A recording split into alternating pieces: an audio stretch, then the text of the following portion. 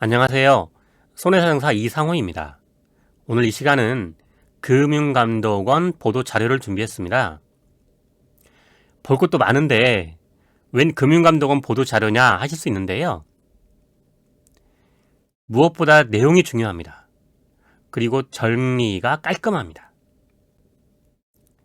첫 번째, 상해보험 가입 후 직업이 바뀌면 통지해야 되는 의무인데요. 자, 많이 본 내용이죠. 네, 우리 약관에 있는 내용입니다. 이제 보도자료 같은 경우에는 금융감독원에서 약관이 개정되거나 중요한 사항이 있을 때 이제 배포하는데요. 내용을 한번 보겠습니다. 보험기간 중 아래 같은 변경 사실이 있는 경우, 이러한 변경 사실이 있는 경우 통지해라 하는 내용이잖아요. 첫 번째, 보험계약, 보험청약서나 보험증권에 게재된 직업 또는 직무의 변경, 직업, 직무 변경, 현재 직업 또는 직무가 변경된 경우, 취직한 경우, 그만둔 경우. 이제 두 번째, 청약서랑 보험증권 등에 기재된 피보험자의 운전 목적이 변경된 경우. 첫 번째는 직업 또는 직무의 변경, 두 번째는 운전 목적이 변경된 경우, 그 세 번째는 피보험자의 운전 여부, 운전 목적, 운전 여부, 네 번째로 이륜자동차 또는 원동기장치 자전거를 계속적으로 사용하게 된 경우. 네 가지죠. 자, 보험계약자 또는 피보험자는 지체 없이 보험회사에 알려야 합니다. 2019년에 출제되었습니다. 자, 회사에 알려야 할 피보험자의 변경사항을 모두 쓰시오. 6종으로 출제되었고요. 저는 이제 한번 기출로 나왔으니까 뭐 똑같은 게 리바이벌 된다면 할 수 없지만 나온다면 위헌 변경에 따른 계약 변경 절차가 나올 것 같아요. 내용은 이 5개가 이제 헷갈릴 수가 있는데 가만히 들여다보면 보험회사에 내가 보험을 청약하면 그게 이제 심사하고 뭐 인수하고 이런 내용하고 비슷해요. 자, 볼까요? 계약자 위헌 변경 사항 통지를 하면 그 내용을 확인해야겠죠. 확인하고 청약. 보험은 청약이잖아요. 자, 그러면 이제 인수 심사하는 거죠. 인수를 심사하는 거죠. 인수 심사가 되면 정산하는 거죠. 환급할 게 있으면 환급하고 더 낼 게 있으면 더 내고. 그리고 마지막으로 계약 변경 완료. 시험에 나온다면 계약 변경 완료까지 써줘야겠죠. 마지막에 하나 있으니까. 문제 만들어 봤습니다. 질병상해보험 표준약관상 위헌 변경에 따른 계약 변경 절차에 대해 기술하시오. 5점. 5개니까 5점. 자, 두 번째 보도자료 보겠습니다. 실손의료보험 표준약관 개정과 관련하여 세 가지를 이제 담고 있는데요. 자, 보겠습니다. 첫 번째, 장기 기증자. 기증자에게 발생하는 비용을 그 장기를 받는 수혜자가 가입한 실손의료보험에서 보상한다는 내용이에요. 자, 두 번째, 남성이지만 여성형 유방증 수술, 중등도 2 이상, 정말 이제 구속으로 나간다면 뭐 중등도 1, 이러면 출제위원이 밉죠. 네. 여성의 유방증 수술과 관련하여 시행한 흡입술은 치료 목적이므로 보상한다. 자, 세 번째 마지막으로 비기질성 수면장애의 급여 의료비를 보상한다. 그런데 실손의료보험은 코드도 같이 외우시길 추천드려요. 이게 F 그러면 뭐 F51 그러면 비행기도 아니고 F51 나오면 비기질성 수면장애다. 이거 급여 의료비 실손해서 보상한다. 세 가지. 자, 다음 실손의료보험 가입자가 알아둘 정보인데요. 금융감독원에 정리를 해놨어요. 보장되는 것과 안 되는 것. 이 그림 꼭 기억하시기 바랍니다. 뭐 아시는 분들은 이제 다 아시겠지만 실손의료보험이 헷갈리는 것 중에 하나가 이렇게 이제 표로 주잖아요. 치료 내역과 청구 내역 딱 주고 계산하세요 라고 하면, 자, 급여 부분과 비급여로 나누는데요. 급여 부분에서는 공단 부담금은 공단에서 내는 거니까 이걸 보상해주면 안 되죠. 공단 부담분은 제외하고 본인 부담분과 비급여 부분을 합산한 금액을 보상을 하는 거예요. 급여 부분과 비급여 부분이 있는데 급여 부분은 공단 부담분은 제외하고 본인 부담금 더하기 비급여 부분을 보상한다. 빼기 자기 부담금. 자, 이제 아래 사항을 꼭 기억하고 활용하라고 했어요. 보장 항목 5가지. 저는 우리 시험에서도 뭐 사람들이 다 생각하는 게 비슷하지 않을까요? 금감원에서 정말 중요하다고 하니까 5가지 정리했는데 출제위원께서도 중요하다고 생각을 하시겠죠. 자, 보겠습니다. 간병비, 예방접종비, 의약외품 구입비는 이거 쭉 치른 내역 중에 이제 요 3가지 딱 나오면 책 줄을 딱 그어버리세요. 저희 학원 교수님들이 그러시잖아요. 펜 하나 갖고 있다가 즉시 지우라고, 계산하다 헷갈리니까. 저는 그 말씀 100% 공감합니다. 2번째, 일반 건강검진비는 비보장. 그런데 이상 있어요? 추가검사 받으세요? 그러면 보장해줘야겠죠. 쌍꺼풀 수술은 외모계선 당연히 비보장이겠죠. 그런데 치료 목적이다. 뭐 눈이 안 감겨 이러잖아요. 그러면 보장하는 겁니다. 외모계선은 안 돼요.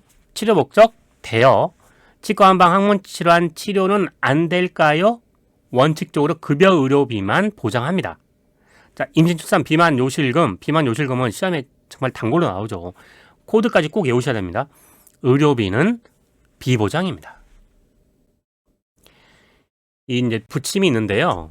유튜브 대부분 핸드폰으로 보시거나 하는데 이 부분은 제가 블로그에 올려놨는데 꼭 출력해서 보시는 교재에 한 켠에 이 붙임 라인만 쭉 풀을 붙이거나 테이프로 붙이면 뒷장 넘겨서 보는데 아무 지장 없어요.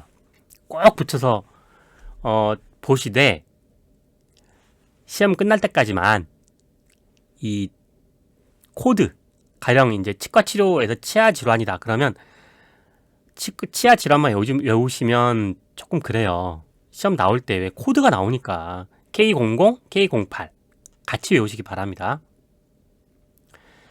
자, 이제 다음 보도자료는 암 진단 암 입원비인데요. 붙임을 정리해봤어요. 진단 확정일 관련 법원 판례다. 약관 공부 많이 하신 분들은 진단 확정일에 관해서는 우리 약관에 없는 거 아시잖아요.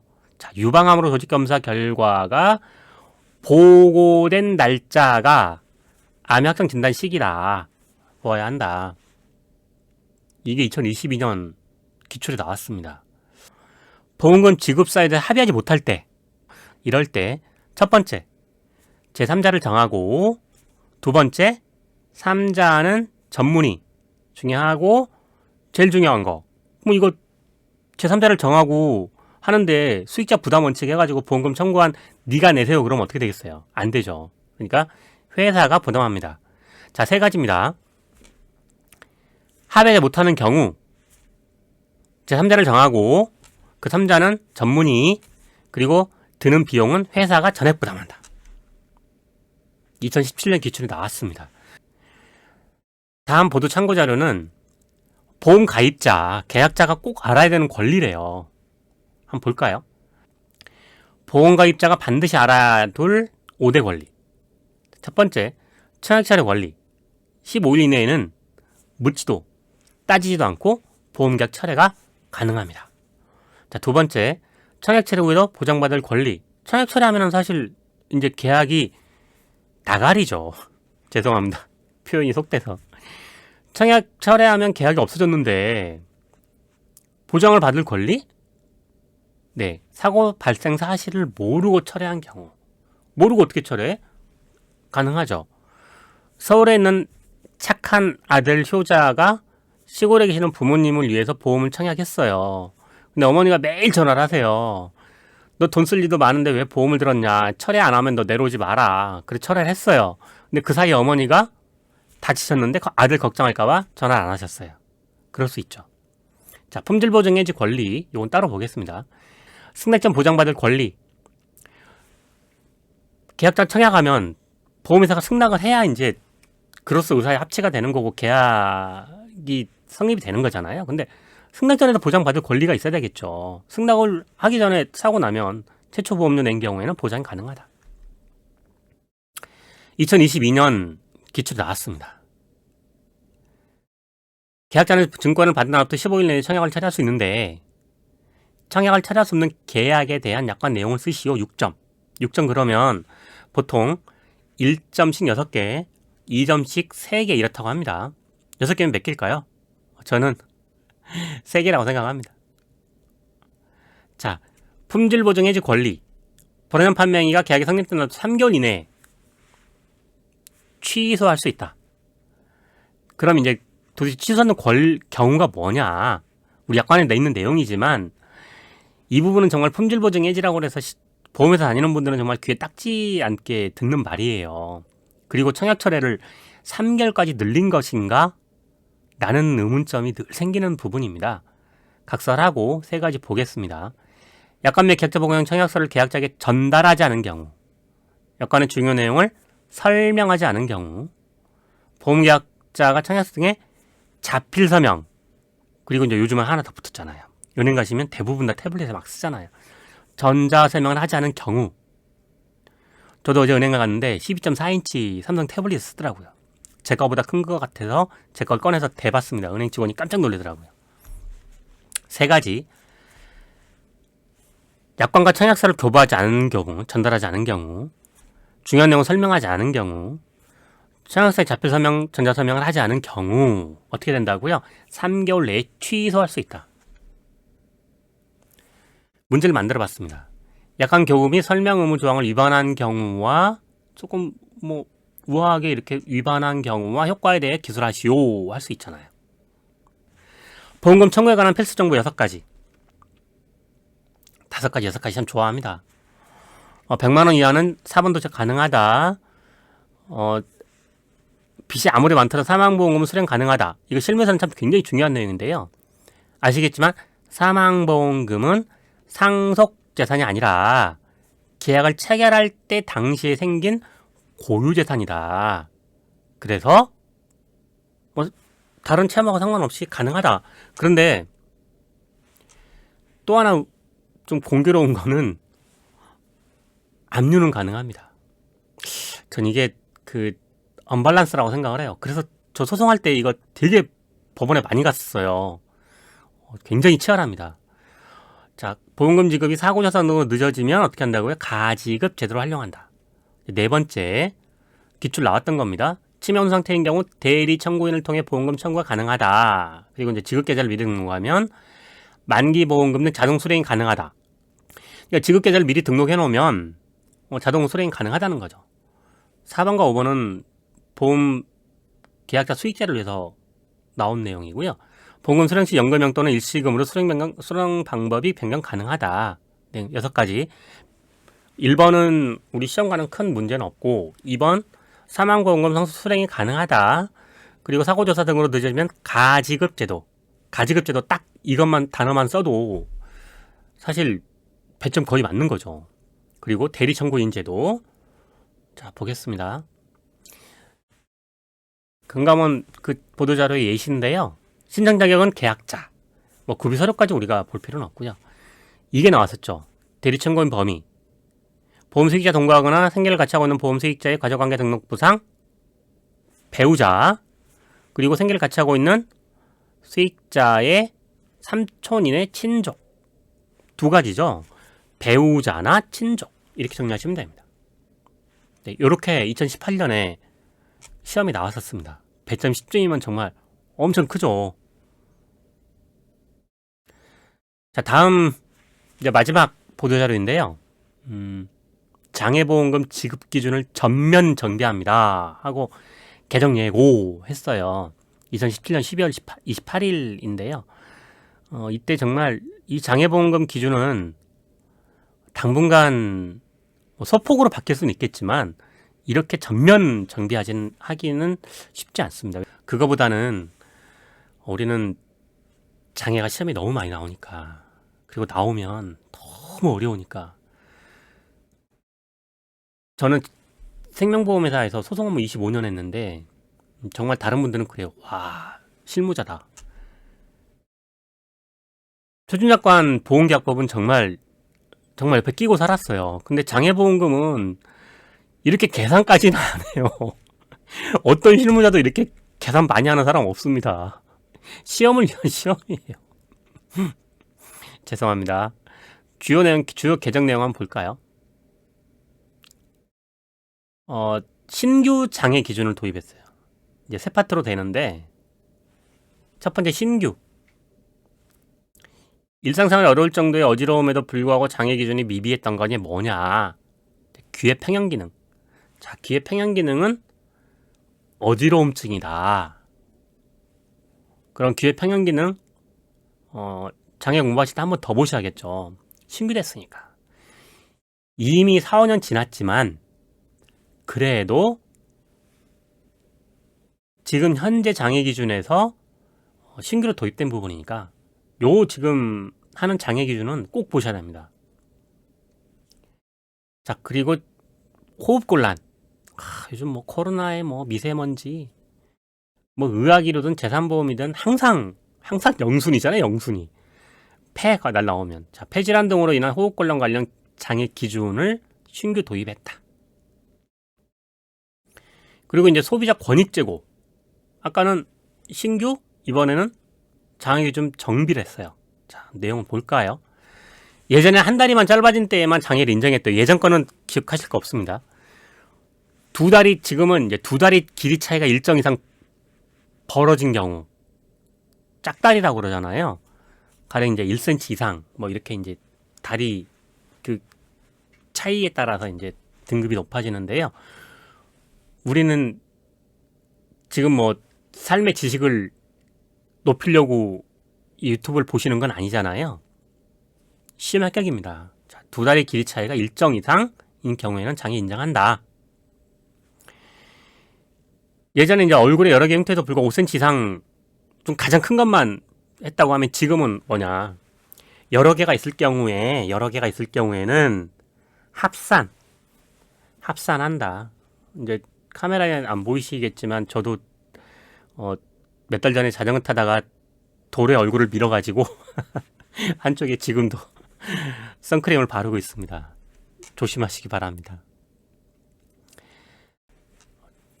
대부분 판례를 반영한 거니까 파생장애는 약술도 한번 나왔었지만